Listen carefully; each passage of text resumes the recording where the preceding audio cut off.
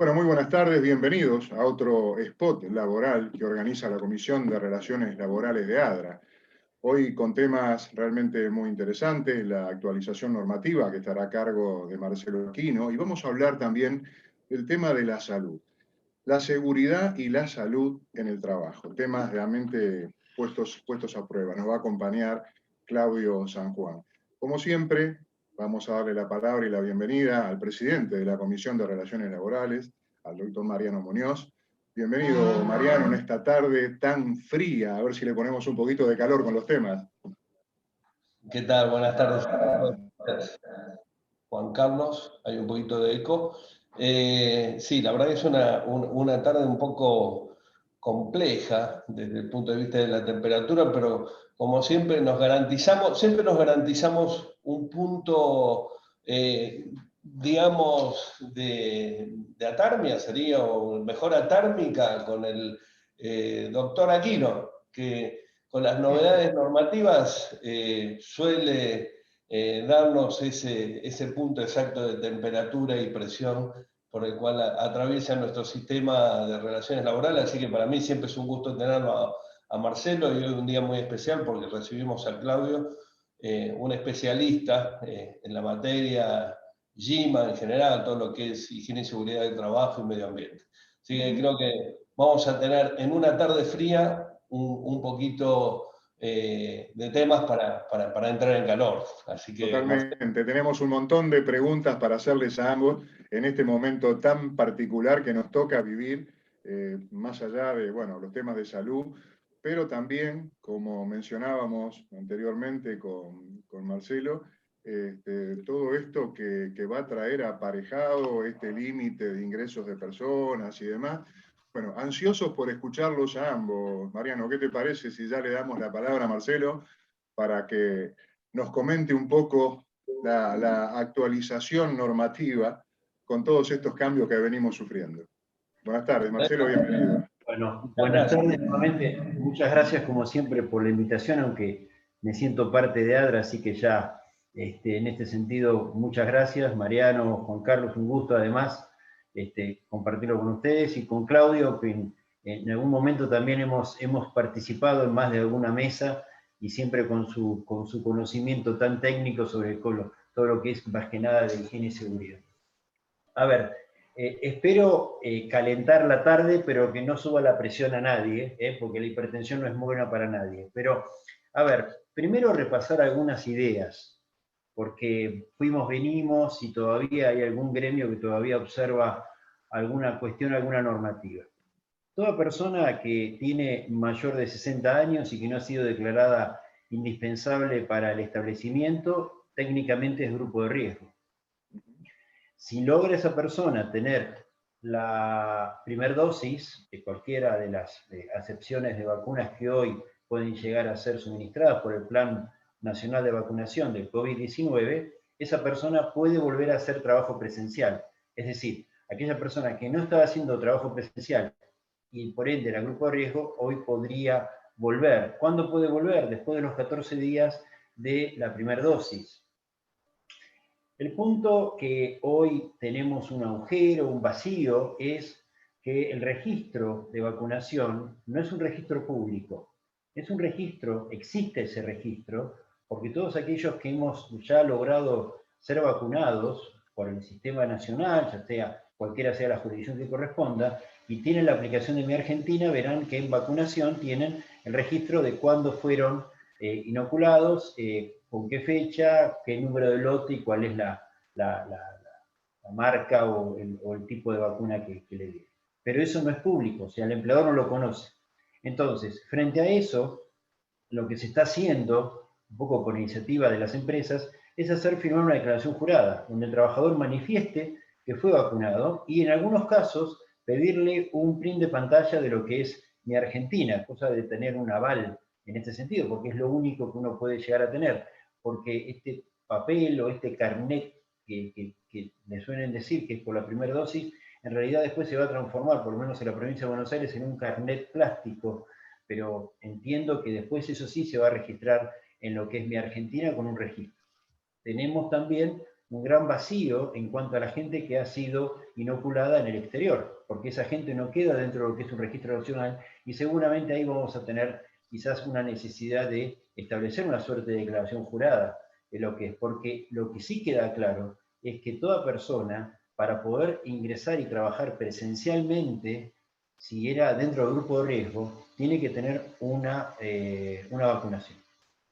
Entonces, la vacuna, ya sea primera dosis en este caso. Personal de salud requiere las 2 dosis y luego de las 2 dosis ahí recién pueden volver a trabajar. Los que están siguiendo exceptuados, aún vacunados, son aquellos que son de grupo de riesgo y tienen determinadas patologías que, me permito leerlas muy brevemente, con inmunodeficiencias, pacientes oncológicos y pacientes trasplantados, y ahí hace todas las acepciones que son unos incisos de una resolución, no quiero abrirlos con este punto, pero es gente que hoy están aún vacunados, se considera que siguen estando como grupo de riesgo y no pueden ejercer tareas presenciales.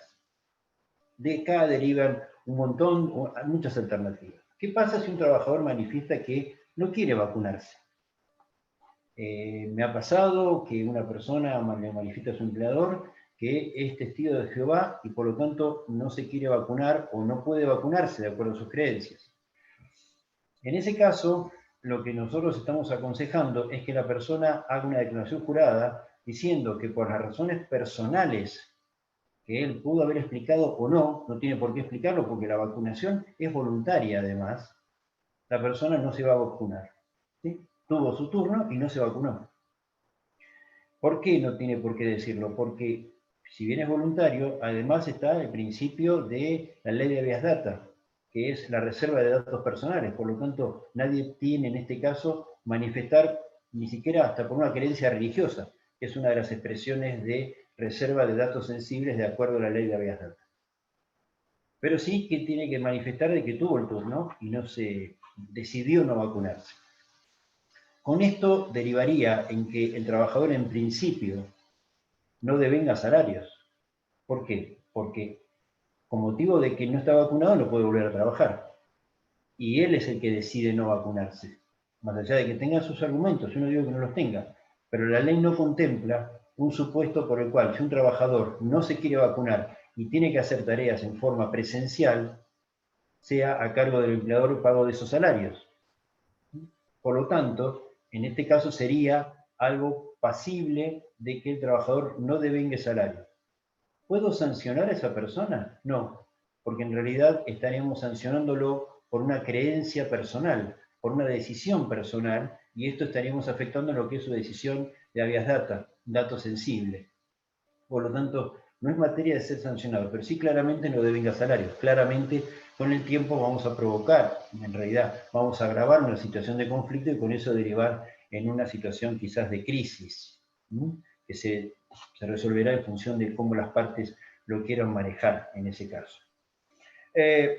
Ahora bien, personal que tomó sus días de vacaciones y ahora con motivo de estas últimas novedades, este fin de semana pensaba volver a la Argentina y hoy quizás lunes ya retomar sus tareas, con estas últimas noticias del último decreto de prórroga que restringe lo que es el ingreso al país de una cantidad determinada de gente que viene del exterior, se le canceló su vuelo.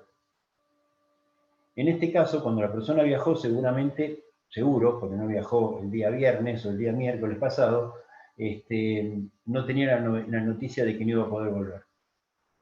Frente a esto, los días que están transcurriendo y que la persona no está viniendo a trabajar, ¿devenga salarios? En principio no devenga salarios. Es un hecho sobreviniente. No es sancionable, porque no es que el trabajador deliberadamente provocó la situación. Distinto sería el caso que la persona pudo volver y con motivo de que volvió, la persona tiene que tener ahora un tiempo de aislamiento con motivo de, es parte del protocolo de lo que es el regreso al país de una persona que viene del extranjero.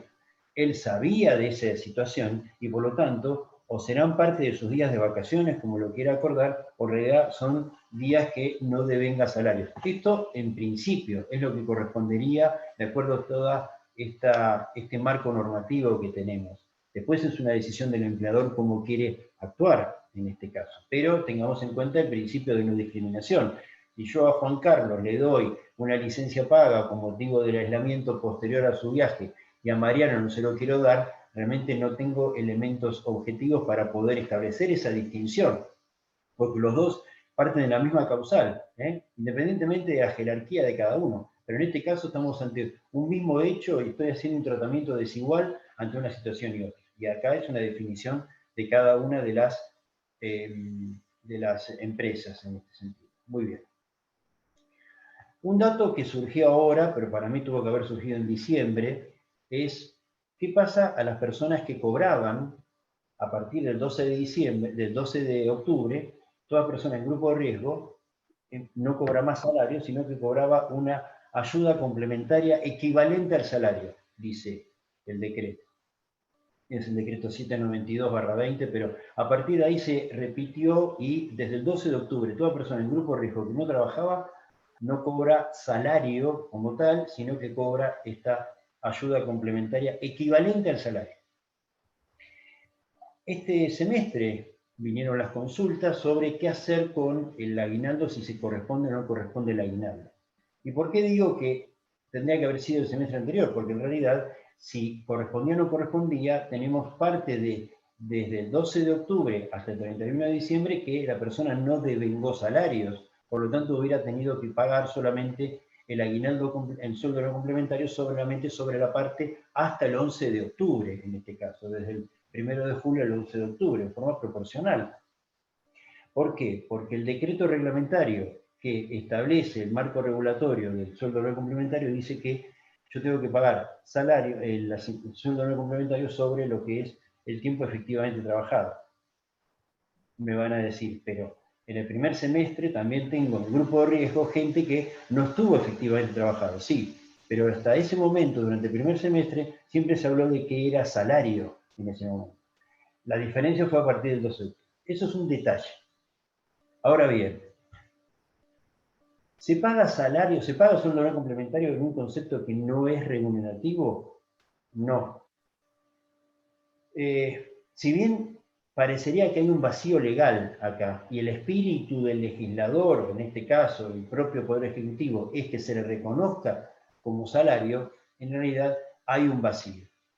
La respuesta, o por lo menos la opinión en esto es, ¿qué hicieron en diciembre? Si las empresas reconocieron al grupo de riesgo el total del aguinaldo, por lo tanto, ahora a ese mismo grupo de riesgo hay que reconocerle el total del aguinaldo, por el principio de la teoría de los actos propios, porque ya generó un precedente en función de lo que se liquidó el segundo semestre del año pasado.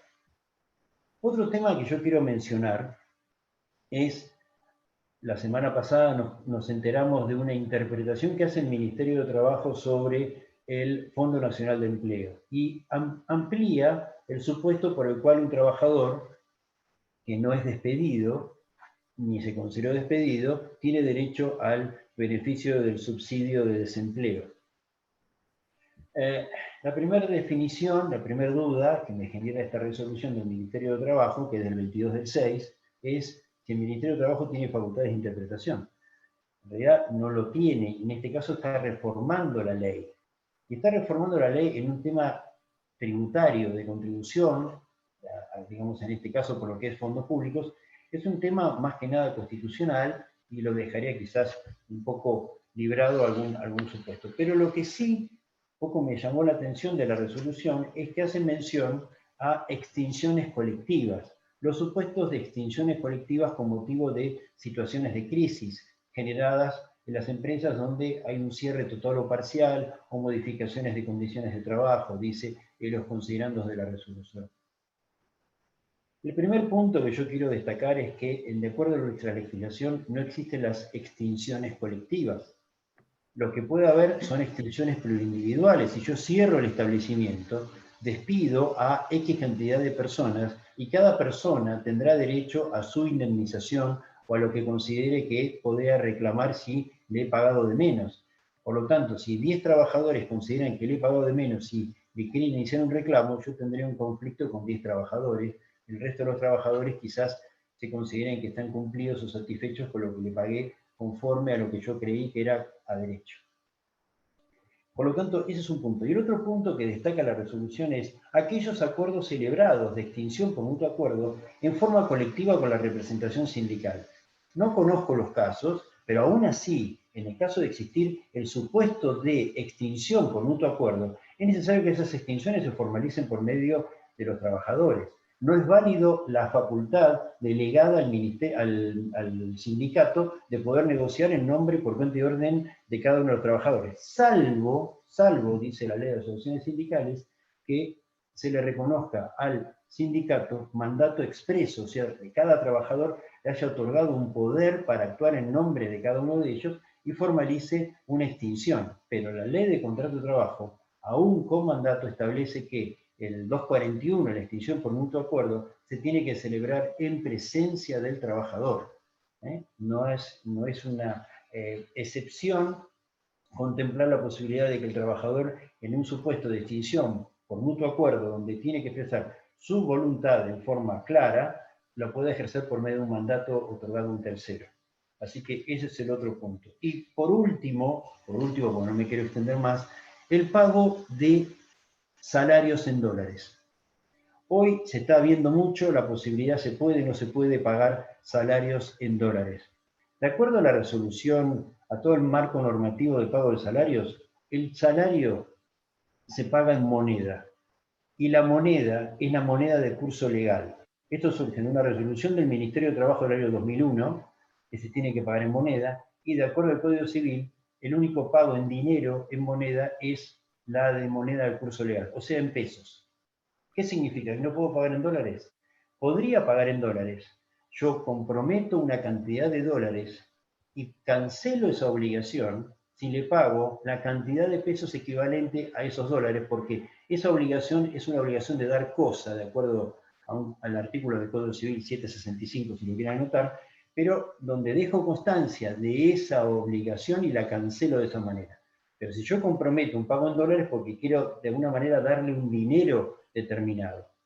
En este caso, o sea, un billete de una manera con unas características distintas a la solvencia o la garantía o la posibilidad de valor adquisitivo distinto al peso de moneda nacional.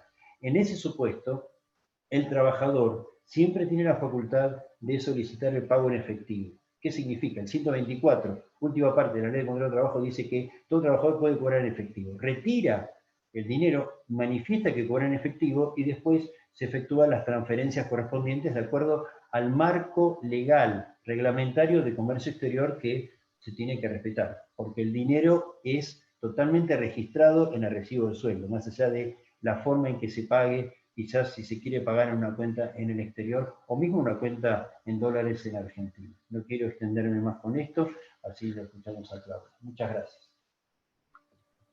Muchas gracias, Marcelo. Realmente muy amplio, muy concreto, muy abarcativo los temas que tocamos. Quedaron seguramente preguntas para realizar al final, así que invitamos también a los que nos están acompañando para que las realicen mediante el chat del grupo. Le damos ahora la palabra a Claudio San Juan. Bienvenido, Claudio. Muchas gracias por acompañarnos. Gracias a vos, Juan Carlos. Quería consultarle si podía compartir en la pantalla algunos... Sí, por supuesto. Sí, dale.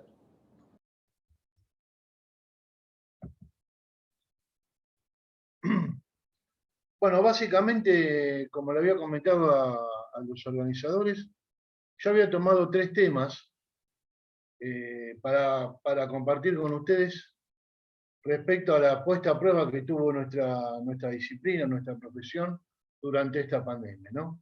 Básicamente queríamos referirnos al tema de bioseguridad, de teletrabajo y de violencia laboral. De bioseguridad, bueno, al igual que otros temas, ¿no? Nos agarró justo al inicio de la pandemia con muchos temas que estaban por iniciarse o se estaban por encaminar a principios del año 2020. Uno de ellos era la convocatoria o la discusión que iba a promover desde el Consejo de Administración de OIT sobre una nueva norma de riesgos biológicos que, entre otros puntos, deje sin efecto la recomendación del carbón, ¿no? Bueno, por las razones de la pandemia, este tema se fue postergando y recién posiblemente se trate el año que viene, esta norma. Lo que yo había notado ahí como 1993 es que también una recomendación de la Conferencia Internacional le pidió a la oficina que se ocupe de redactar un proyecto de norma sobre riesgos biológicos, ¿no? O sea, como verán, de 1993 a 2022, el tiempo ha transcurrido y las cosas no se han materializado. Entonces, el tema de la laguna normativa es un hecho. En el caso del Mercosur, nosotros desde la sección nacional argentina, precisamente el sector gubernamental, promovimos la discusión de unas recomendaciones no vinculantes sobre prevención del riesgo biológico en el lugar de trabajo, y bueno, la estamos terminando. Ya cuenta con el visto bueno de Paraguay y de Uruguay, y Brasil terminaba un proceso de consulta tripartita sobre unas normas nacionales y se iba a expedir al respecto. Otro organismo que ha tomado la delantera en el tema de la normativa de bioseguridad es la Organización Internacional de la Normalización, la ISO, que ya liberó una norma en estado de esquema de discusión pública, que es la ISO 45005, que es sobre la gestión durante la pandemia. Y ahora se está terminando la ISO 45006, que es el manejo, mejor dicho, la gestión de la seguridad y seguridad en el trabajo, puntualmente lo que es la gestión de las enfermedades infecciosas. Y bueno, como ustedes conocen, en Argentina lo que se ha promovido para enfrentar la pandemia son los llamados protocolos, ¿no? Estos protocolos están en el orden de entre 30 y 70 protocolos, ¿no? Nunca se pudo medir exactamente, porque hay gente que llama protocolo a los protocolos de la autoridad sanitaria, que brinda algunos lineamientos, y otros que son los protocolos que elabora la superintendencia con los actores sociales. Bueno, ¿cuáles han sido los resultados, ¿no?, en el término de bioseguridad de la pandemia? Yo acá les quería compartir unos datos que tenían que ver, bueno, el primer resultado fue un resultado proactivo, que es el de retomar el contexto y la jerarquía de control de riesgo, ¿no? O sea, ustedes se acuerdan que, o lo habrán discutido con los colegas de salud y seguridad, cuando hay que corregir un riesgo, ¿por dónde se empieza? Habitualmente se empieza por el final, que es poner la barrera entre el trabajador o la trabajadora y el riesgo, que es el elemento de protección personal o elemento de protección individual, ¿no? Cuando la jerarquía de la protección del riesgo nos indica lo contrario. Lo que hay que hacer primero es tratar de eliminar el riesgo de exposición. Bueno, y este fue el caso que se encontró a mano, y después lo vamos a empalmar con el siguiente tema, que para eliminar el riesgo de exposición durante la pandemia, se suspendió el deber de asistencia a la tarea, como bien explicaba Aquino. Entonces, bueno, se trajo este ensayo de lo que se llamó teletrabajo, trabajo remoto, trabajo a distancia, bueno, por distintas razones. Entonces, el primer resultado fue, ya le digo, desde el punto de vista proactivo, fue positivo, ¿no? Después siguieron las medidas de ingeniería, las medidas organizativas, las medidas administrativas y la de protección personal. Eso en cuanto a los resultados proactivos. Ahora, si lo medimos desde el punto de vista reactivo, los resultados y en términos de la ocurrencia de los eventos que dañan la salud, tenemos estos datos provisorios que nos brinda la superintendencia, donde está desglosado la cantidad de enfermedades profesionales que incluyen casos de COVID o no incluyen. ¿Se entiende? Acá, por ejemplo, si ahí me acompaña el puntero, tenemos que para el caso de accidentes y lo que se llama accidentes de trabajo y enfermedades profesionales en ocasión del trabajo, ¿no?, quitando los sin itinere, tenemos, a ver, perdón, tenemos con casos de COVID 452.130 y sin casos de COVID, 236.596. Si vamos a los casos mortales, tenemos con casos de COVID 1.417 y sin casos de COVID 507.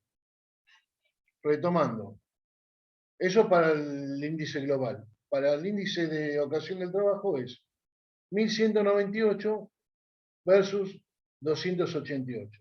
Estos casi 1.200 casos están triplicando la cantidad de muertos que hubo el año pasado, ¿no? Mejor dicho, el año anterior a esta estadística, que es el 2019. Bien. ¿Qué podríamos tomar como conclusión provisoria de estos resultados? Bueno, que habría que seguir pensando en este tema de generar una norma y que en algunos puntos pueda superar los que son los 4 pasos de los protocolos, ¿no? Los protocolos están basados en el principio ABCD, que ustedes habrán visto, los 4 principios básicos es el tema del uso del agua o de otro elemento para limpiarse las manos, ¿sí? El uso del barbijo o cubreboca, tampoco hay una normativa al respecto de la calidad de esa protección personal. El tema de la circulación del aire, que se le llama la circulación o la ventilación cruzada, y finalmente el tema de la distancia social, ¿sí? Que como verán también hay muchas diferencias según quién emite la norma interna, porque acá estamos hablando más allá de los protocolos que aprueba la autoridad de aplicación o que se consensuan con los empleadores y los sindicatos, el tema de la distancia social va variando entre 1,5 y 2 metros. Bueno, cualquier cosa podemos retomar luego este pequeño pantallazo que intenté traer sobre cómo nos encontró la pandemia en materia de bioseguridad. En materia de teletrabajo es relativamente más sencillo de explicar, porque, perdón, yo digo más sencillo porque soy un optimista, ¿no? Pero creo que más de una persona todavía está tratando de entender, como decía Marcelo, qué quiso expresar el legislador en algunos puntos. Entonces, bueno, para nosotros es sencillo porque nuestro recorrido, y ahí permítame referenciar a Mariano Muñoz, nuestro recorrido va desde el PROPET al ASPO, DISPO, o posiblemente un ASPI que haya en el futuro, ¿no? Entonces, ¿en qué encontramos en materia de teletrabajo? Nosotros tuvimos una experiencia, que acá ya la agregué, que duró desde el año 2003 al 2015, digamos, una serie de experiencias que, bueno, fueron aprobadas, pero retomando también una frase que encontré de Mariano Muñoz, fue en virtud de la voluntad colectiva, ¿no? Porque todas estas experiencias fueron voluntarias. Si bien tenían todas estas experiencias que venían tomadas del Acuerdo Marco Europeo sobre teletrabajo, el principio básico de la voluntariedad y la reversibilidad, eso es cuando se refiere al empleado, al trabajador o la trabajadora. Pero, como señalaba en uno de sus apuntes, Mariano, acá lo que es importante también es la voluntad colectiva, ¿sí? Porque no basta con la voluntad del teletrabajador, sino tiene que haber todo un respaldo de la organización empresaria. Permiso, ¿no?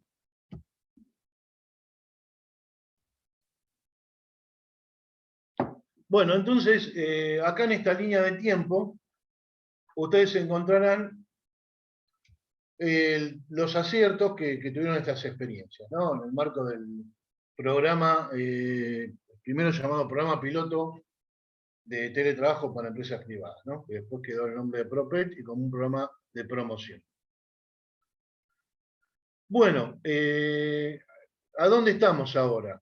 Yo armé esta especie de diagrama de bloques con los aspectos generales del teletrabajo, pensando un poco cómo aplicar la ley 27.555, ¿no? Y la he dividido básicamente en 9 pasos. Uno es el corazón del tema del teletrabajo, ¿no? Si se dispone de un lugar de trabajo para ubicar el equipamiento y para teletrabajar. Eso es fundamental. Sabemos que no todas las personas no todos los hogares disponen de un lugar. La experiencia por eso, siempre acá hay una experiencia anterior, que la que vivimos con el PROPET, y la actual, ¿no? O sea, que no son para nada comparables. Es más, el otro día leí un artículo español que decía que el tema del teletrabajo tiene que volver a discutirse como una cuestión laboral, no como una medida sanitaria. Y bueno, creo que en ese camino estaremos cuando concluya parte de la pandemia. Entonces, el primer punto decíamos esto de disponer un lugar. El segundo, si ese lugar dispone y se pueden verificar las condiciones de salud y seguridad del trabajo. ¿Sí? Luego, cómo planificar la ejecución de las tareas encomendadas. ¿Sí? En función de esto podemos controlar el horario de ejecución de las tareas planificadas y las pausas activas programadas, que son tan útiles desde el punto de vista ergonómico, ¿no? Para evitar malestar o sufrimiento corporal. Luego, para evitar el aislamiento, comunicarnos con las autoridades y los compañeros o compañeras de trabajo para ver si hay algún tipo de novedad, para ver cómo nos está encaminando el trabajo. Luego, que es un tema que también ha introducido la ley, es la disponibilidad para las tareas de cuidado. Esto tiene que ver básicamente con cada núcleo familiar, ¿no? Si no, bueno, se tiene que tener esos arreglos y ese derecho para planificar las tareas de cuidados que habitualmente recaen en la mujer. Bueno, como punto 7 era, transcurrida parte de la jornada de trabajo, revisar el cumplimiento de esos objetivos, si se están cumpliendo. Esto es muy importante porque cuando se habla del tema de la jornada de trabajo, y como la jornada teóricamente flexible, nosotros en muy pocos casos notamos en el PROPET que había personas que dejaban por un horario un poco incómodo las tareas, ¿no? Entonces se le venía la noche literalmente y después, bueno, terminado el trabajo de madrugada y terminaban generándose una fatiga que podrían haber prevenido. Bueno, otro punto que nosotros apuntamos para esta secuencia es evitar las situaciones violentas, las discusiones, sobre todo lo que son las discusiones por chat, por WhatsApp, ¿sí? O telefónicas, y llegado el caso, si las hubiese situaciones de denuncia, situaciones de acoso o de violencia, denunciarlas. Y finalmente, desconectarse luego de culminar la jornada laboral. Estos son temas que en muy pocas legislaciones, por lo que hemos visto, por lo menos las que yo conozco, solamente la de, por lo menos de Latinoamérica, solamente la legislación argentina y la de Chile la tiene, y el proyecto de ley uruguayo también la prevé. Bueno, retomamos luego, si le parece. Para ir finalizando respecto al tema de la violencia, este también es un tema que nosotros lo veníamos trabajando y conociendo desde hace mucho tiempo. Pero bueno, un punto de inflexión fue una encuesta que hizo la superintendencia en el año 2008, donde se detectó que 3 de cada 10 personas encuestadas habían padecido situaciones de violencia. Bueno, ustedes saben que acto seguido después salió como año 190 y se formuló una nueva fuente normativa para Argentina, sobre todo para tratar lo que los españoles llaman la psicosociología, ¿no? Que nosotros acá los conocemos como factores psicosociales del trabajo, y también no tienen un aspecto normativo obligatorio, pero bueno, a ese campo pertenece la violencia y el acoso laboral que señala el convenio 190. Desde el punto de vista de la salud y seguridad, nosotros, ¿qué creemos? Porque en esto también la resolución sobre el convenio le ha pedido al Consejo de Administración que evalúe algunas alternativas de cómo implementarlo. Bueno, acá nosotros vemos que la violencia ha dejado de ser un problema, llamémosle disciplinario, como se conocía antes, para constituirse en un factor psicosocial. Entonces nosotros desde la salud y seguridad lo que podemos aportar para prevenir este factor psicosocial es encuadrarlo dentro de lo que llamamos el sistema de gestión. Esto no es ningún invento argentino, esto es un tema que ya venía pregonando la OIT de 2003 en su repertorio de recomendaciones prácticas. Bueno, hasta aquí es donde yo me quería explayar.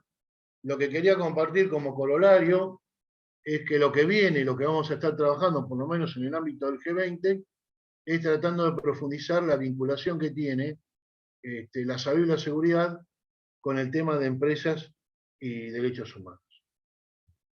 Muchas gracias. Bueno, les dejo estos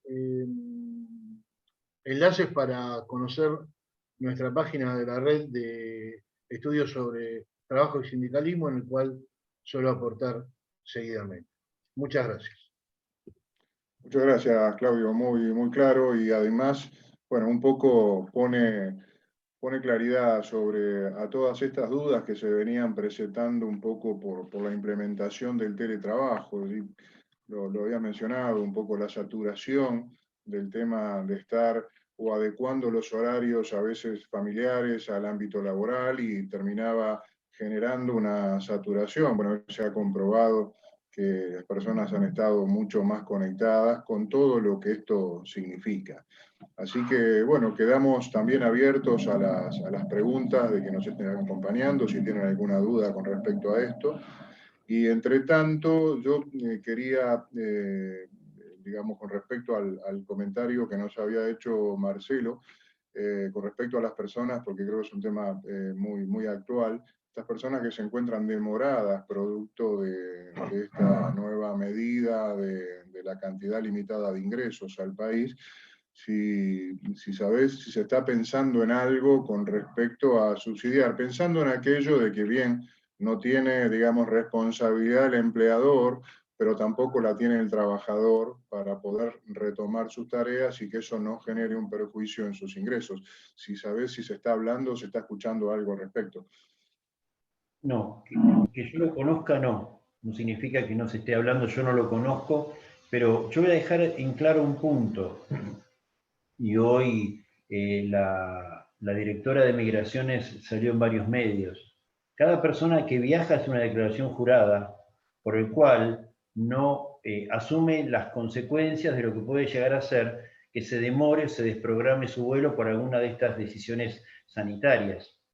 Esto podría llegar a ser un supuesto, si bien quizás no estaba dentro de lo que se pensaba que podía ocurrir, pero convengamos que hace ya un año y meses que estamos viviendo en un grado de incertidumbre importante, y no por falta de previsibilidad de nadie, sino por una situación ajena al mundo en sí mismo, que es la pandemia. Entonces, frente a esto, digamos, desde el punto de vista marco normativo, yo te diría que es una responsabilidad, en este caso, del propio trabajador, para transmitírselo de esta manera. Es una facultad de la empresa poder decidir qué hacer frente a cada caso. Lo que yo quiero destacar otra vez es el principio de no discriminación.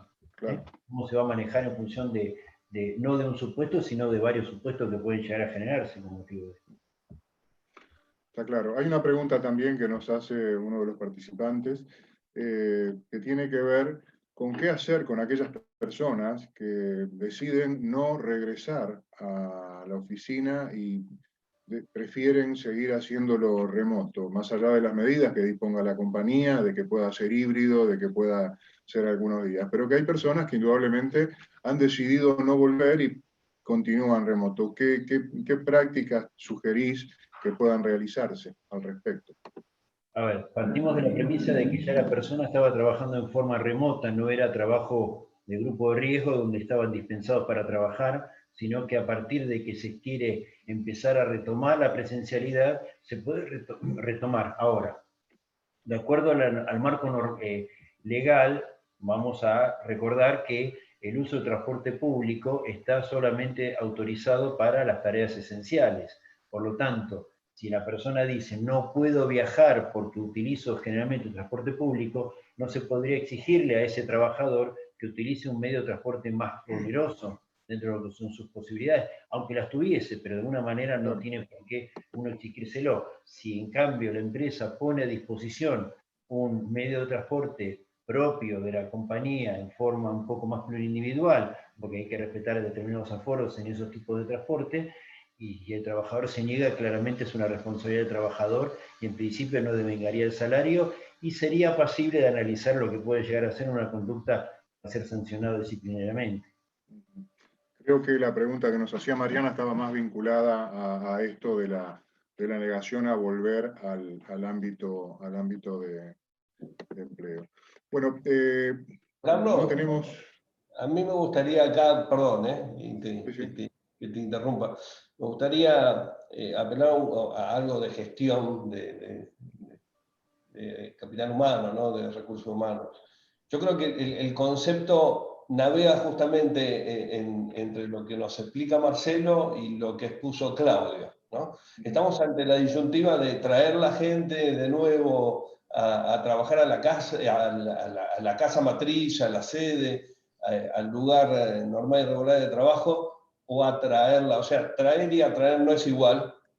Me parece que para atraer tenemos que generar las condiciones para que eso suceda.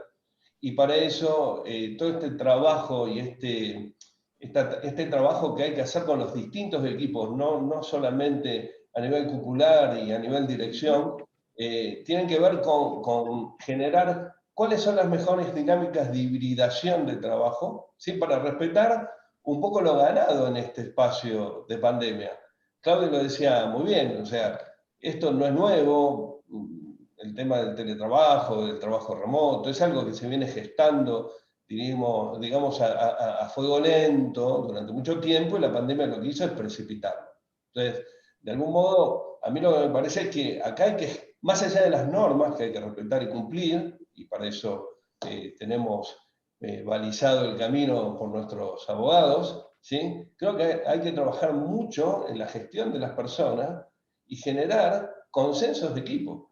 Hablábamos de voluntariedad, hablábamos de generar un consenso individual, hablábamos de generar consensos colectivos. Entonces, hay mucho trabajo para hacer, me parece. Y en esto, creo que, la verdad, me parece que se van a buscar fórmulas muy rápidas o simples, y no va a ser tan simple. Va a haber que dedicarle mucho tiempo. No sé, a mí acá, aparte me gustaría agradecer a Claudio todos los conceptos que nos ha traído, ¿no?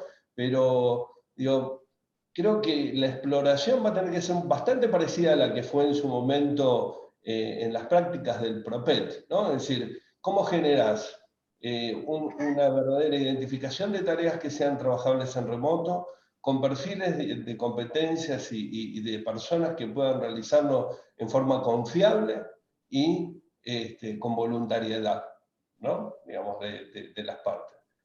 No sé si Claudio quiere agregar algo más, o Marce, perdón. No, a ver, un poco antes, perdón Claudio, pero vinculado con esto, Mariano, yo coincido, yo creo que no se puede establecer un reglamento de sanciones porque hay que analizar la persona. Y hay mucha gente, hablaba Claudio de las estadísticas de accidentes, hay accidentes vinculados con lo psicológico, lo psíquico, lo psiquiátrico, que hoy está mucho puesto en el candelero. Ayer un diario hace todo un análisis de cuáles son las consecuencias de todo esto, los chicos también. Entonces, mucha gente hasta por miedo hoy no quiere volver a trabajar, y uno ya conoce a ese empleado, y por lo tanto habría que analizar si en ese caso cabría una sanción. No me estoy desdiciendo, coincido con vos, hay que analizar en función de cada uno de los casos en este punto, ¿sí? Porque son personas en este caso, estamos hablando de gente. Perdón, Claudio. No, estaba escuchando atentamente. Hay muchas cosas, ¿no?, que quedan en... Bueno, hay muchos jóvenes, no saben lo que es el tintero. Hay muchas cosas que quedan en el tintero. Y es muy interesante esto, bueno, las reflexiones sobre estos tres puntos, como decía Mariano, acá quedan muchas cosas por hacer. Uno está acostumbrado a escuchar a dos campanas, ¿no? O sea, a los dos grandes grupos de autores sociales. Y bueno, no es fácil, hay que encontrar un punto intermedio. El tema de la pandemia, digamos, nosotros tuvimos un pequeño ensayo en el 2011, creo, con la H1N1, que fueron muy pocos días de de confinamiento para los grupos de riesgo. Tampoco ahí trepó en velocidad el PROPET, ¿no? Pero bueno, también tuvimos el ébola, pero el ébola estaba en el África. O sea, pero la OIT estaba al tanto de esos temas. Y bueno, esto no, realmente no. Yo me acuerdo, principio de marzo, que estábamos contestando los informes del Consejo de Administración de OIT para empezar a discutir este reglamento y después, bueno, otra frase vieja nos tapó el agua, ¿no? O sea, no pudimos, no tuvimos capacidad de reacción y bueno, pero bueno, a mí me interesa muchísimo esto que he escuchado de parte de ustedes. Es un marco normativo bastante complejo. Hay muchas cosas más para decir, muchas cosas, por ejemplo, de los factores psicosociales vinculados a la violencia. En la discusión del año 2010 y anteriores también, cuando se actualizó el listado de enfermedades profesionales de la OIT, que es un listado bastante acotado, ¿no? O sea, esto como para una discusión interesante también es que uno de los listados más largos es el de Argentina. Esa es la otra restricción que tiene, ¿no?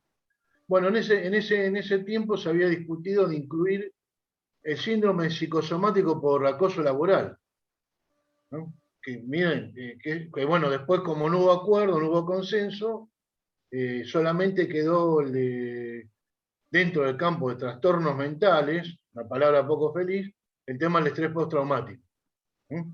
Que, por ejemplo, al internalizarlo Uruguay, internaliza todo el listado menos ese punto, ¿no? Que en Argentina el estrés postraumático es solamente para los arrollamientos ferroviarios o del premetro o del subterráneo.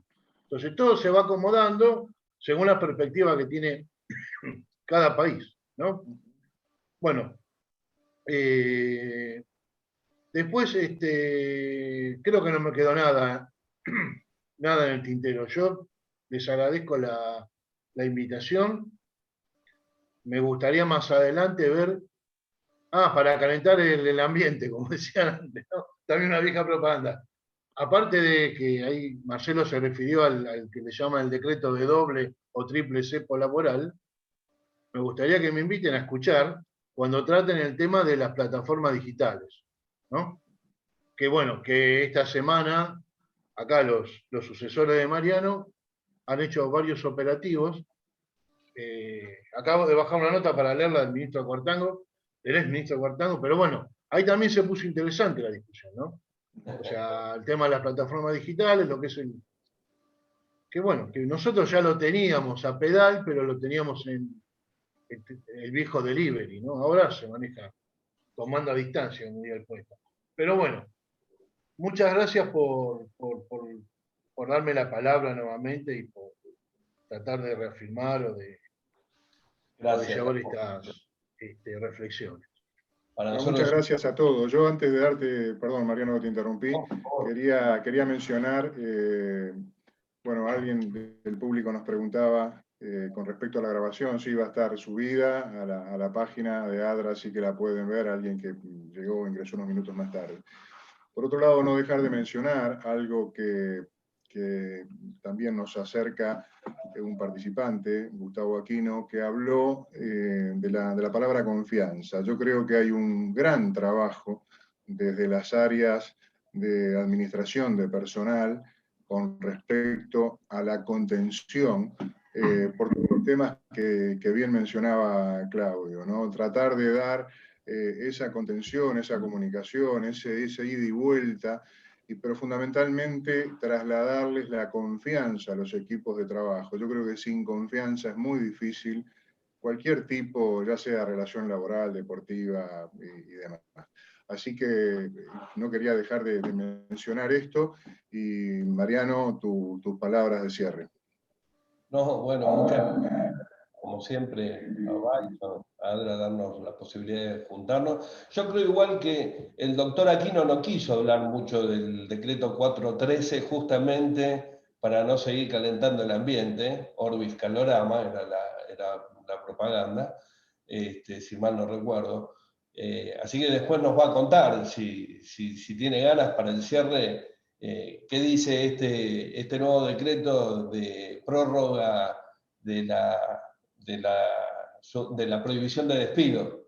O por lo menos yo estuve desatento. ¿Lo llegaste a mencionar, Marcel? No lo mencioné porque en realidad es una consecuencia natural de los hechos.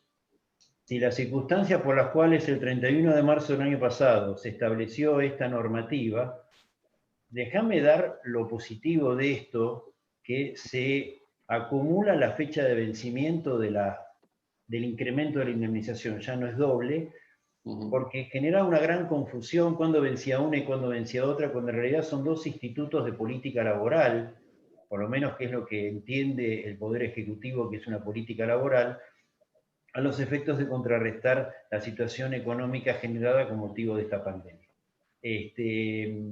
Esto yo lo he compartido en alguna charla también con ustedes, que yo ya tenía el dato de que esto se iba a prorrogar hasta fin de año, lo que no se sabía era si iban a ser prórrogas cortas de 90 o de 60 días como se estaba sucediendo, o se iba a extender, y ahora directamente se lo resolvió. Me parece que es por lo menos dar previsibilidad dentro del proceso de incertidumbre. Nos guste o no nos guste la norma, yo no estoy diciendo si está bien o no, pero por lo menos se da cierta previsibilidad.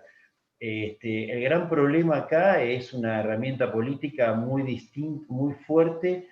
Si el 31 de diciembre no llegamos a una mejora económica, esta normativa se va a sostener en el tiempo, y no es que lo sepa, sino porque es una manera que creen que se va a contener, sino de alguna manera se va a precipitar un incremento de desempleo mayor al que ya tenemos, ¿no? Pero esto ya es parte de un análisis de política, yo no... Bueno, ya saqué la extra ball, así que me doy por cumplido en la misión de Con tener... este comentario último creo que por lo menos lo dejamos calentitos en una tarde fría. Creo que sí, creo que sí. Bueno, de mi lado nada más, muchísimas gracias Claudio, Marcelo y bueno, desde ya Juan Carlos por el espacio. Así que nos esperamos para el próximo spot en 15 días. Con mucho gusto, nos vemos pronto. Muchas gracias a todos y trasladarle el agradecimiento de los Claudio, participantes. un gusto, que sigas bien, un abrazo. Que estén muy bien.